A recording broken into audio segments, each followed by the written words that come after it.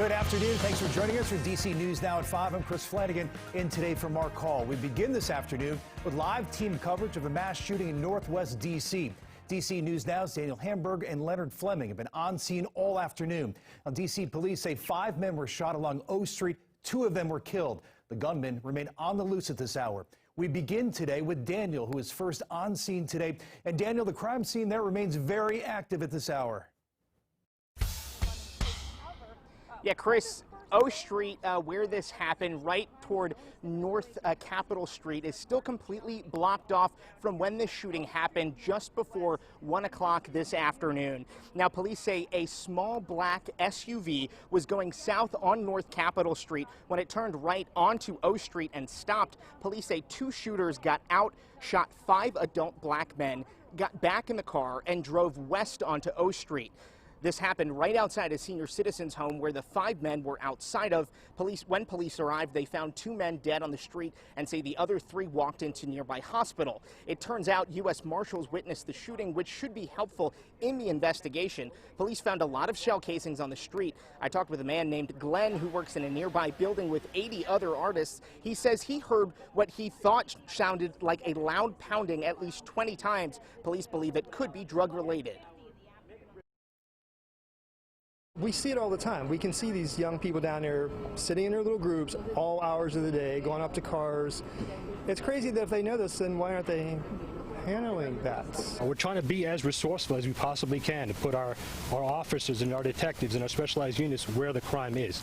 And unfortunately, that crime keeps moving around. We'll be on one block and we'll displace criminals to another area. Well, there'll be shootings over there.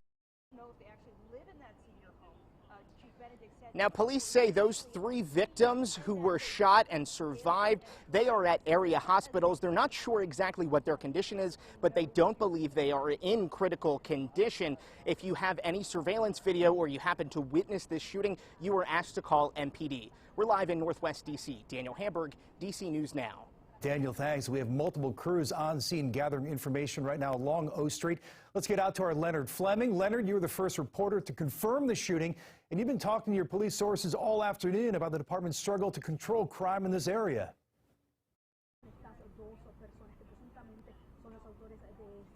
Good afternoon. We're here at the scene live where 5 people were shot and 2 people are dead. And the assistant police chief said today at a news conference that gunplay and violence has been a problem in the district. And the chief said, and he spoke earlier today about that they need help from the criminal justice system to solve this problem because they've recovered thousands of guns and people still get back on the street. Listen to the assistant police chief earlier today. And this police department has seized more guns this year already than all of this time last year. We're over 2,000 guns recovered. So it's not that our police department isn't out there. Our detectives, our patrol officers, our violent crime suppression division, they're going after these guns and they're getting guns off the street. That's an important piece of this. But a lot of these issues are escalating to gun violence very, very quickly. Okay. So as you heard, I mean, the problem is bigger than the solution, and the police have been frustrated with the fact that these criminals are able to get back out on the street after committing violence. But the police say they're not giving up. They're not going to stop going after the guns, and that is exactly what they're doing, and they hope to continue that effort. Leonard N. Fleming live, DC News Now. All right, Leonard, thanks. Of course, we'll continue to have live team coverage both on air and online at DCNewsNow.com. Meanwhile, all new tonight, President Biden is canceling $10,000 of federal student loans for people making less than $125,000 per year. Also, the president is canceling $20,000 for people who had Pell Grants. Our newsroom took a real close look at what this means for you and how much money you'll save. DC News Now consumer reporter Ben Dennis joining us live here in studio. So, Ben, how soon will these loans be forgiven? Hey there, it's case specific. Not everybody who is eligible for canceled debt will see relief right away. The Biden administration says if your income is known to the U.S. Department of Education, thousands of dollars of your debt will be wiped immediately. But here's the catch. If the Department of Education does not know your income, you'll have to apply for relief in the coming weeks.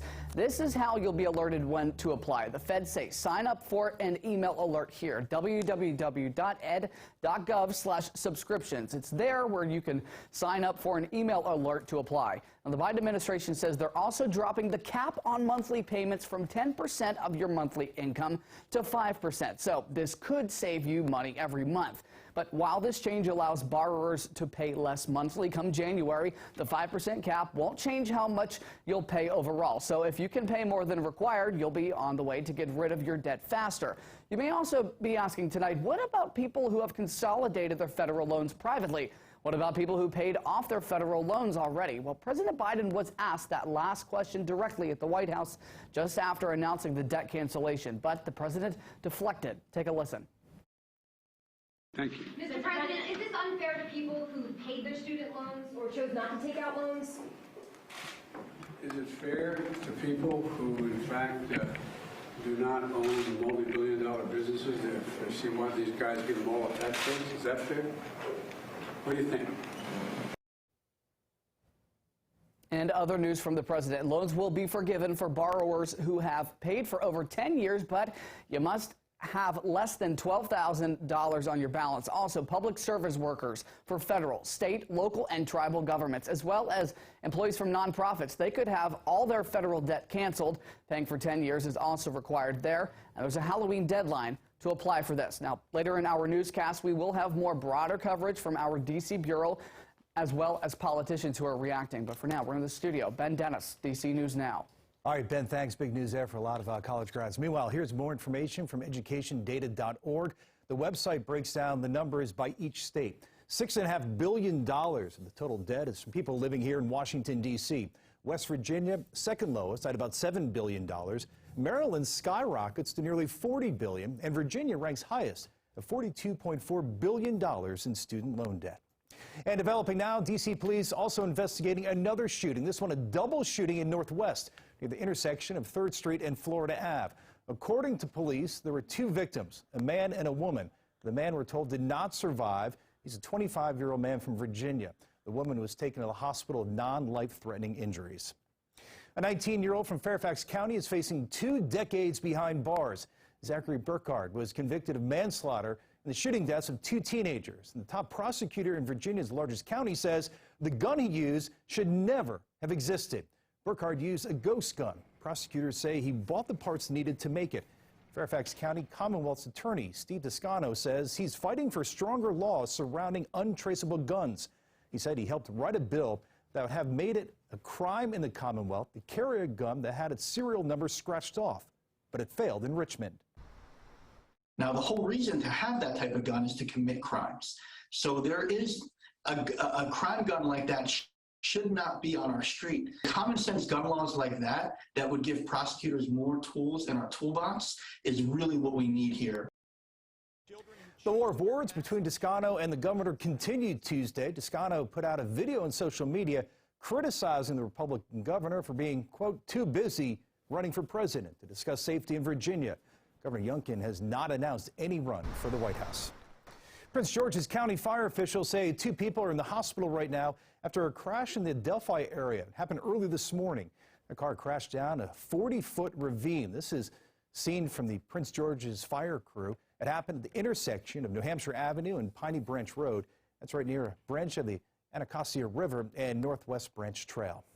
All new tonight, the tent city in D.C.'s Mount Vernon Triangle neighborhood is now gone. The National Park Service just cleared out that area hours ago. Our Lex Juarez was on scene and brings us an exclusive look at how it all happened. It's become normal to see groups of people in the parks at 9th and K Streets. It was a group working with the National Park Service, clearing out the encampment, sending people on their way. I don't know. I feel like it ain't fair because there's a lot of good people out here who need it and deserve it. The Department of Human Services was on site with organizations that offer homeless resources, but as far as housing arrangements, they tell me they hope people head to city shelters. I don't know. If that was the case, people would already be in shelters. I mean, sometimes they not clean. People steal your stuff. Anthony tells me this isn't the first time he's been forced out of a park And he isn't alone in that, but the National Park Service says they only come in and clear encampments when there's a serious risk to public safety. At these two sites, we have seen a number of issues in recent weeks. In the last 60 days, there have been over 25 arrests, 2 guns, and more than $12,000 worth of drugs seized from the sites. There is clearly a threat not only to the residents of these encampments, but to local business and local residents. Even though the parks will be cleared of tents, the areas will be fenced off for at least a few months as the parks are restored. In Washington, Lex Juarez, DC News Now. Символом сміливості, символом усіх. Our national flag has become a global symbol of courage, a symbol of all who value a free life. Where there is blue and yellow, there is no and there will be no tyranny. Where there is blue and yellow, there are no and there will not be savages. Happening now, Ukrainians remaining patriotic, celebrating their country's Independence Day. Fears of ramped up Russian attacks are not stopping Ukrainians from raising their blue and yellow flags. Today marks 6 months since Russia invaded its neighboring nation with no end in sight. And this morning, the New York Times reporting more than 5,500 people in Ukraine have been killed. At this time, 6.5 million Ukrainians have left their country just in the last 6 months. Meanwhile, President Volodymyr Zelensky marking a grim milestone by holding on to hope. He is pledging to take back Crimea and restore freedom for all Ukrainians. Meanwhile, investigators back home are trying to find out who's to blame for an early afternoon collision. It involved a D.C. fire truck and a tour bus. It happened in Southeast. That's where Dave Laval joins us now with the latest information live. Dave, good afternoon. Mark, traffic is moving along pretty well here along Alabama Avenue at the intersection with Pennsylvania Street. But it was a much different scene earlier today after the collision took place. We're told firefighters on Engine 19 had their lights and sirens activated as they approached the intersection while they responded to a fire. 5 firefighters and a tour bus driver were taken to the hospital for their injuries. A fire department spokesperson told us the driver was the only person on the tour bus. We had 5 folks that were in the engine that got transported for minor bumps and bruises, contusions, things like that. 4 of them, FEMS personnel, 1 an OUC personnel that was on a ride-along with FEMS. We do that very frequently, so everybody understands what everybody's doing.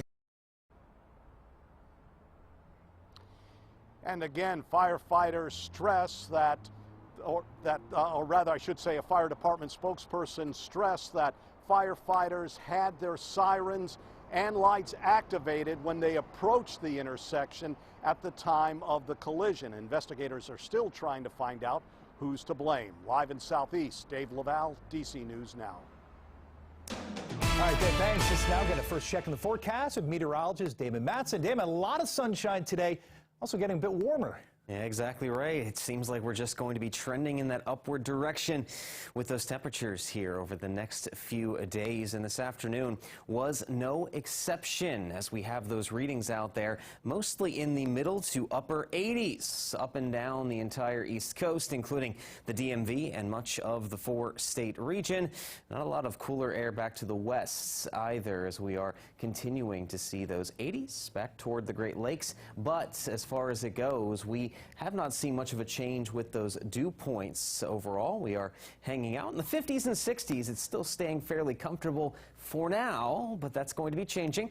We are expecting to see some muggier conditions here over the next couple of days. But hey, for right now, this is the main cause that we are seeing with that high pressure locked in place across the entirety of the mid-Atlantic and the East Coast. That high pressure is going to be moving slowly eastward over the next couple of days. But while it stays off just to our west and then eventually overhead, that is when we're going to have those lower dew points. Once a southerly wind starts to kick up, though, we are finally going to start to feel that mugginess to the air. So as we go into the day tomorrow, we're going to ride that line mostly between comfortable and muggy as those readings with those dew points start to go up ever so gradually, and then we'll have more of a classic summertime setup, some mugginess, those warmer temperatures temperatures as we roll ahead toward the end of the week. And if you're expecting it to all of a sudden switch right over to fall as we get into the month of September, I wouldn't jump the gun just yet. The temperature outlook from